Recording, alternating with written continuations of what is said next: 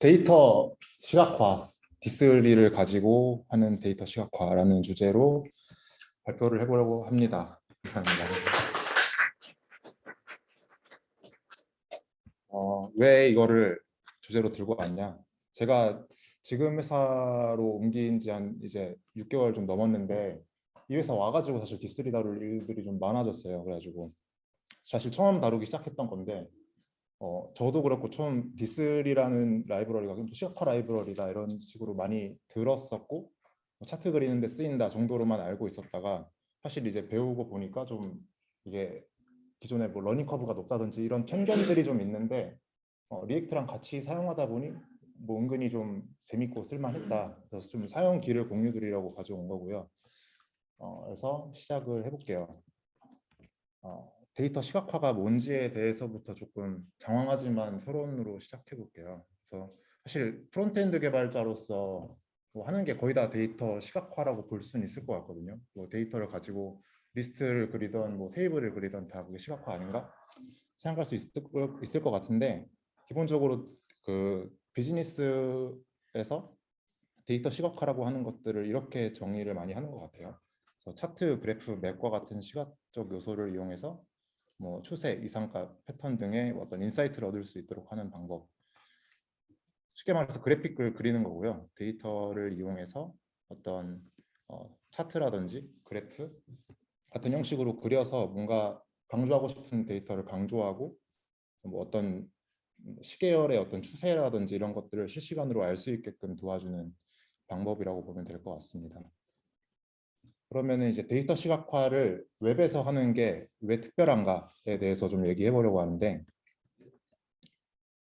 일단은 정적인 시각화 자료에 비해 좀 확장성을 많이 가지고 있어요.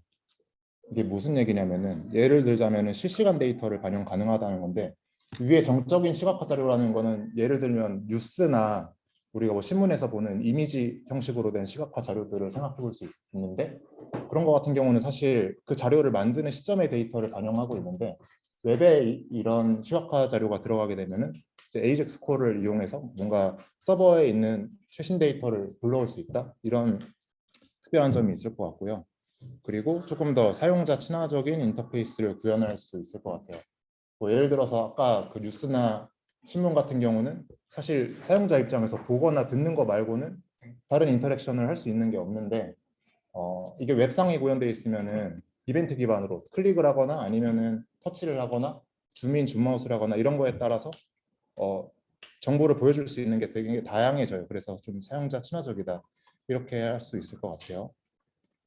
그래서 다음은 이제 웹에서 그래픽을 어떻게 그릴 거냐. 일단은 간단하게 이미지 인베드하는 방법이 있을 것 같고요. 그게 아까 말했던 정적인 자료일 것 같고 두 번째로는 SVG를 이용하는 방법인데요.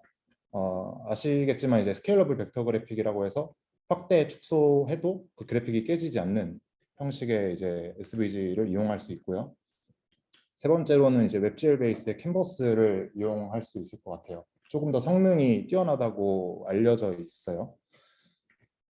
근데 저희는 SVG 오늘 좀 SVG에서 집중을 좀 더 해서 설명을 드리려고 하는데 이제 왜냐면은 다른 HTML 태그처럼 도움의 요소로서 다룰 수 있어요. 예를 들어서 SVG 태그 안에 렉탱글, 서클, 라인, 패스 이런 것들을 넣어서 사실 기하학적인 모든 방법을 다 표현할 수 있거든요. 그리고 두 번째로 다루기 쉽고 뭐 이벤트 핸들러를 붙일 수 있다. 이게 당연하겠죠. 도움이니까 이벤트 핸들러를 붙일 수 있을 거고 확대해도 잘 보일 거고 하지만 이제 웹GL 기반인 캔버스보다는 느려요. 사실 제가 캔버스를 사용해 보진 않아서 자세하게는 모르는데 캔버스는 단일 태그로 이루어져 있는 반면 SVG는 뭐 데이터의 수만큼 사실 태그가 생성이 되는 거니까 뭐 예를 들어서 데이터가 5,000개다 이러면은 서클 엘리먼트가 거의 5,000개가 생성이 될 거고 그렇게 됐을 때 렌더링 이슈가 생길 수밖에 없다. 이런 단점은 있지만은 그 위에 있는 뭔가 이제 유저 친화적인 장점 때문에 SVG가 차트에 많이 쓰이고 있습니다. 그래서 이제 본론으로 가서 웹에서 데이터 시각화를 구현하려면 어떻게 할 것인가. 일단 간단한 거는 차트 라이브러리를 그냥 쓰면 됩니다. 저희 많이들 보셨겠지만 뭐 리차트라는 걸 가져왔고요. 그거 말고도 무슨 플렉스 차트 이런 것들도 있고 되게 다양하게 많은데 이런 차트 라이브러리의 장점은 딱 봐도 뭔가 굉장히 선언적이에요. 그래서 딱 봐도 얘가 뭘 가지고 있는지 데이터만 이 차트 라이브러리가 원하는 형식으로 포매팅을 해주면은 가장 간단하게 차트를 그릴 수가 있습니다. 그래서 뭐 차트.js 뭐 이런 것들이 있고요. 제공하는 포맷에 맞게 데이터만 매칭시켜주면 간단하게 차트를 그릴 수 있다. 그리고 데이터 조회를 위한 단순한 차트만 구현할 경우에 가성비가 좋아요. 예를 들어서 어드민이나 사이드 프로젝트에서 간단한 조회만을 위한 차트를 할 때 라이브러리를 고려하는 게 좋을 것 같아요. 근데 이제 반면에 우리가 이런 요구사항을 받을 거라고 가정해 보면은 이런 거예요. 뭔가 벌써부터 머리가 아픈데 막 이런 것들도 있고요. 해파리 같이 생긴 요런 거, 이것도 사실 D3로 구현이 되어 있는 건데 이게 이런 요구사항을 받을 수가 있거든요. 왜냐하면 이제 디자이너들이 디자인을 할 때 차트 라이브러리를 이걸 써주세요 이렇게 요구를 하지 않는 이상 시각화의 방식에 대해서 뭔가 창의성을 가져가야 되니까 뭐 이런 방식의 요구사항이 왔을 때 우리가 라이브러리를 쓸 수 있을 것인가 굉장히 어렵겠죠. 그래서 결국에는 SVG, 그러니까 차트 라이브러리들보다 조금 더 로우 레벨에서 데이터 시각화를 구현하는 방법을 찾아야 되는데 그게 이제 오늘 다룰 D3고요. 얘는 데이터 드리븐 다큐멘트의 약자고요. 그래서 D가 3개여가지고 D3예요. 그리고 얘는 차트 라이브러리인가? 아니다. 저도 오해를 하고 있었던 거지만 이게 아니었다. 그럼 뭐냐? 데이터 돔 바인더라고 보통 표현을 해요. 데이터랑 돔을 바인딩해주는 라이브러리다. 그리고 로우 레벨에서 SVG 다룰 수 있고 기하학적인 계산 방법들을 제공하는데 이게 이제 다 그 SVG로 뭔가 기하학적인 그래프를 그릴 수 있는 모든 메소드들을 제공한다 이 의미고요. D3는 뭐 레퍼런스가 당연히 많고 널리 쓰이고 있고 지금 7.6 버전 정도까지 나와 있어요. 그래서 거의 이제 2011년 제가 알기로 11년 정도에 나온 걸로 알고 있는데 꾸준히 업데이트가 이루어지고 있고 오픈소스다. 커뮤니티도 넓다. 그리고 유즈 케이스가 많은데 차트에만 쓰이는 게 아니라 뭐 맵, 다이어그램 이런 시각화할 수 있는 모든 차트들에 다 쓰여요. 보시면 이게 D3 공식문서에서 갖고 온 건데 무슨 뭐 논문에 나올 것 같은 기하학적인 뭐 애매한 것들이 이렇게 들어가 있어요. 이것도 다 구현이 가능하다. 그러면 이제 데이터랑 돔이랑 바인딩하는 게 뭔가에 대해서 얘기해 보려고 하는데 일단 데이터는 이런 데이터가 있다고 생각해 볼게요. 밸류랑 x랑 칼라 값을 가지고 있는 데이터가 있고 이게 이런 형태의 D3 코드를 만나면은 그러니까 이런 신호등 같은 게 뽑아져 나와요. 사실 뭐 되게 간단한데 차트 그러니까 살짝만 살펴볼게요. 이 부분이 돔을 다루겠다고 선언하는 부분이에요. 이 데이터를 가지고 돔을 다룰게라고 선언하는 부분이고 커서가 안 보이나요? 요 부분이 이제 돔 다루겠습니다 하고 선언하는 부분이고 요게 이제 저 데이터가 맵을 돌면서 약간 하는 방식이라고 보면 되는데 x 값이 요 센터의 위치를 조정하는 거죠. 지금 y 값은 고정해놨고요. 밸류가 이제 반지름으로 들어가는 거고 컬러 그냥 이렇게 놓고 있는 거 이런 식으로 이제 돔을 직접 커스텀하게 매핑을 하는 방식이에요. 그러면은 뭐 이거를 어디다 쓸 수 있냐? 아까 전에 저희가 봤던 차트를 다시 한번 잠깐 볼게요. 요거 요 차트가 그 이제 미국 잡지사 뭐지? 가디언지에서 갖고 온 건데 그 뉴욕의 어떤 뭐죠? 노숙자들이 어디로 이민을 가고 있냐 약간 이런 걸 시각화하는 그래프거든요. 그래서 보면은 저 원의 크기가 이민자의 수인 것 같고 그리고 이제 저 도시들이 표시가 되어 있는데 이게 이 뉴욕으로부터 떨어져 있는 거리 그래서 이민자들이 어디로 많이 가고 있는지 이걸 표시하는 건데 저희가 아까 방금 봤던 걸로 들어와서 사실 요게 여기서 그게 표현이 가능할 것 같거든요. 데이터랑 돔을 좀 의미 있게 바인딩하려면은 밸류가 아까 그 퍼퓰레이션 인구 수이고 x가 그 뉴욕으로부터의 거리라고 하면은 이런 식으로 충분히 표현이 가능할 것 같아요. 그러면 저런 시각화 차트를 구현하는 게 그렇게 어렵지 않을 수 있다. 그래서 그냥 간단하게 코드펜으로만 살짝 맹글어 봤는데 데이터를 그냥 제가 임의로 넣은 거고 잠시만요. 이렇게 하는 게 잘 보이나요? 이 정도, 이 정도. 이거 어떻게 끄죠? 왼쪽에 탭의 두 번째 거, 한번 더 보세요. 오케이. 그래서 뭐 자세하게는 안 보고 넘어갈게요. 그러니까 데이터가 이런 구조로 되어 있고 population distance 이렇게 되어 있으면은 아까 봤던 데이터 바인딩 하겠다고 선언하는 부분 좀 위에는 이제 X 스케일이라는 걸 정의하고 있는데 스케일이라는 게 디스트리에서 되게 자주 쓰여요. 그러니까 그 데이터를 실제 물리적인 픽셀에 어디 위치시킬 것인가를 조정하는 함수라고 보시면 되고요. 그래서 지금 레인지랑 도메인이라는 게 들어가 있는데 이게 그 데이터가 들어가는 최소 최대값 들어가고 이제 레인지는 이제 물리적으로 어디부터 어디까지 표시할 건지를 정해 놓으면은 아까 봤던 요 메소드에서 x 스케일의 디스턴스 값을 갖고 오겠다 하면은 요 디스턴스 값들이 다 스케일이 들어오면서 얘들이 포지셔닝이 되는 거거든요. 이런 식으로 디스리를 구현할 수 있다. 그리고 추가적으로 뭐 오페서티 같은 것도 최대값에 비례해 가지고 줘봤는데 그러면은 이제 그 포퓰레이션 값이 높을수록 더 진하게 나올 거거든요. 이제 그런 식의 시각화를 할 수가 있다고 보시면 될 것 같아요. 그래서 데이터랑 돔을 바인딩한다는 게 이런 의미를 갖는다고 보시면 되고 그럼 이제 D3 피처가 뭐가 있냐 아까 봤던 셀렉션하는 기능 이거 자세하게 안 보고 넘어갈게요. 이 부분 준비가 많이 안 돼서 스케일도 방금 말씀드렸는데 도메인 레인지 이거 가지고 이제 데이터의 물리적인 픽셀을 어디 위치시킬 것인가를 조정하는 거고요. 그리고 뭐 트랜지션 이런 거 당연히 이제 애니메이션 넣을 수 있고 그리고 서브 모듈로 뭐 매스, 지오 이런 것들이 있는데 이제 그냥 차트 그리는 것뿐만 아니라 뭐 수학 뭐 파이 계산한다든지 무슨 사인, 코사인 이런 되게 다양한 수학적인 메소드들을 제공하고 있고요. 그리고 뭐 어레이 다루는 메소드, 데이트 다루는 메소드 이런 게 좀 다 짬뽕돼 가지고 서브 모듈로 다 들어가 있어요. 그래서 좀 번들 사이즈가 크긴 합니다. 사실 대신에 이런 것들을 따로따로 임포트해서 쓸 수는 있다고 보시면 되고요.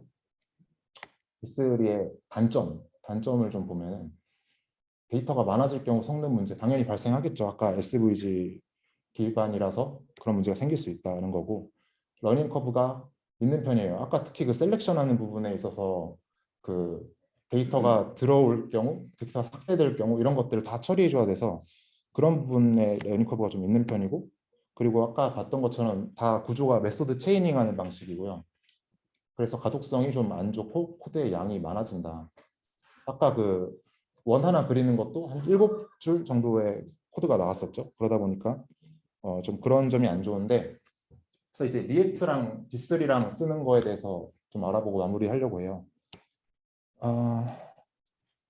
이제 아까 전에 D3가 돔을 다룬다고 했는데 리액트도 내부적으로 벌초를 돔을 사용하고 있어요. 근데 이제 D3도 돔을 직접 조작하는데 얘네 두 개가 충돌할 수 있지 않나 하는 의문을 당연히 가질 수 있을 것 같은데 방법 1번 이걸 해결할 수 있는 방법인데 그냥 D3한테 돔을 다 맡긴다.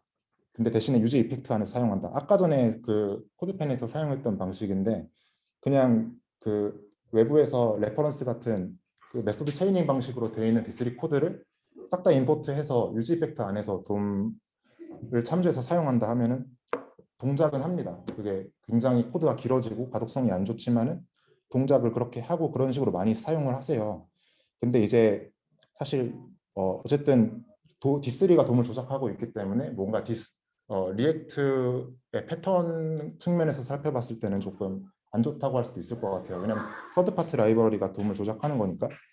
근데 방법이 다른 것도 있는 게 돔 조작은 리액트에게 맡겨버리고 D3의 계산 리소스만 쓰는 방식도 있어요. 그래서 예를 들면 아까 전에 유지 이펙트 안에서 다 그 돔 조작을 구현했었는데 그냥 태그들을 다 붙여서 우리가 어레이 맵 돌려서 태그들을 렌더링 하는 것처럼 비슷하게 쓸 수 있거든요. D3의 계산만 맡긴다. 이런 방식도 가능합니다. 그래서 두 가지 다 이렇게 좀 적절하게 사용하면 좋을 것 같은데 저는 주로 1번으로 하고 있어요. 왜냐면은 레퍼런스 긁어서 바로 쓸 수 있거든요, 이게. 그러다 보니까 조금 쉬운 방식이라서 1번으로 많이 하고 있습니다.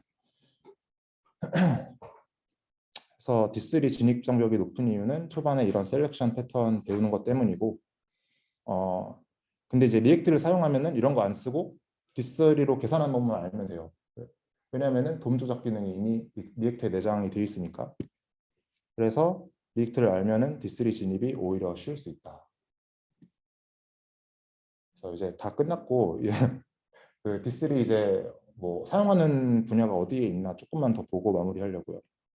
그래서 코로나 라이브라는 사이트 다들 아실 것 같은데 최근에는 이제 닫았었거든요. 근데 요 차트들도 이 코로나 라이브 차트들도 다 D3로 되어 있더라. 이런 유저 인터랙션을 다 구현을 하고 있어요. 이렇게 터치를 할 때 마우스 오버 했을 때 뭔가 하나하나 데이터 값을 보여주는 거라든지 이게 그때그때 바뀌더라고요, 많이. 다크 모드 풀면은 뭐 이런 값들 들어가 있고 근데 여기 망했다기보다는 정리됐다고 하더라고요. 망한 건 아니고.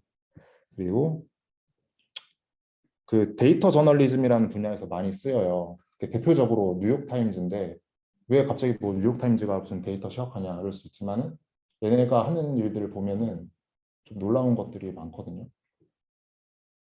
이제 이게 그냥 하나의 기사 사이트예요. 그냥 기사 페이지인데 얘네들이 기사를 그냥 싱글 페이지 웹앱으로 만든 거고 이런 식으로 이게 뭘 표시하는 거냐면은 백신 접종률을 표시하는 데이터인데 누구든지 이 사이트에 와가지고 보면은 한국이 접종을 많이 받았다는 걸 알 수 있고 뭐 아프리카 사람들은 아직 많이 못 맞았구나.